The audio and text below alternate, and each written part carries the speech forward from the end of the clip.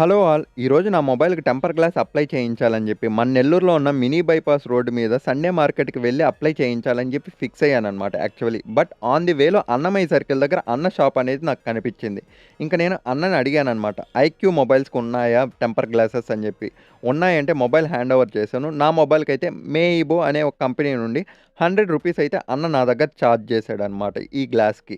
So, నాకు glass experience వైస్‌గా చెప్పినా కూడా నా ప్రీవియస్ గ్లాస్‌తో కంపేర్ చేస్తే నాకు కొద్దిగా స్మూత్‌గా ఆ టచ్ ఎక్స్‌పీరియన్స్ అనేది ఆ గ్లాస్ మీద అనిపిచ్చింది మొబైల్ యూజర్ వైస్‌గా కూడా.